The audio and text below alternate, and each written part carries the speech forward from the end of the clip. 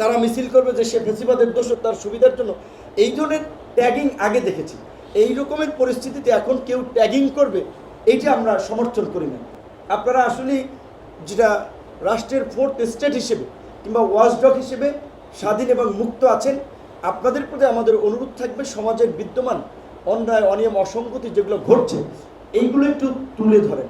কারণ আপনারা যদি এগুলো তুলে না ধরেন, কারণ এখন আমাদের দলের লোকেরা হ্যাঁ আন্দোলন করেছে তাই বলে তারা বিপ্লবের ঠিকাদার হয়ে গেছে, তারা যা ইচ্ছা তাই করবে। আপনারা একজন রিপোর্ট করবেন, আবার তার বিরুদ্ধে তারা মিছিল করবে যে সে ফেসিবাদের দোষর, তার সুবিধার জন্য। এই ধরনের ট্যাগিং আগে দেখেছি। এই রকমের পরিস্থিতিতে এখন কেউ ট্যাগিং করবে, এইটা আমরা সমর্থন করি না। তো আপনারা যদি এগুলো তুলে না ধরেন, তাহলে কিন্তু এই যে গত 11 মাসে খুব দুঃখজনক কিন্তু আমাদের আইন শৃঙ্খলা পরিস্থিতির অবস্থা দেখেন।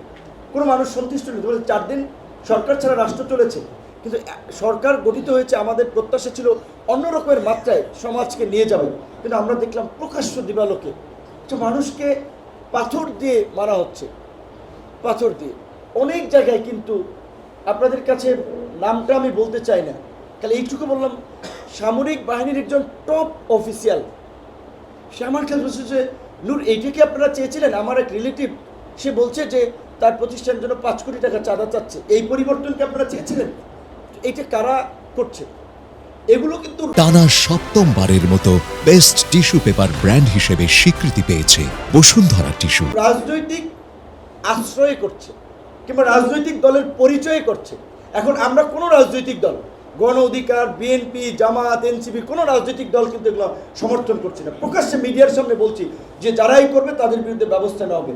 তাহলে পুলিশ কিংবা প্রশাসন তো এর বিরুদ্ধে ব্যবস্থা নিতে ভয় পাওয়ার কথা না, তাদেরকে একটা শক্ত পদক্ষেপ নিতে হবে। কিন্তু আবার আমরা দেখেছি ব্যবস্থা নেওয়ার ফলে কী হচ্ছে, থানা ভেঙে ছাড়িয়ে নিচ্ছে, থানায় গ্রাউ করে। ইতিমধ্যে সেটা জামাতেরও গাজীপুরের এক জায়গায় নাম এসেছে, বিএনপির পাটগ্রাম সহ বিএনপি নেতাকর্মীদের 2-1 জায়গায় নাম এসেছে। তাহলে বিএনপি জামাতের মতো বড় দলের নেতাকর্মীদের যদি এরকমের কর্মকাণ্ড মানুষ দেখে, অন্যরা তো এনকারেজ হবে।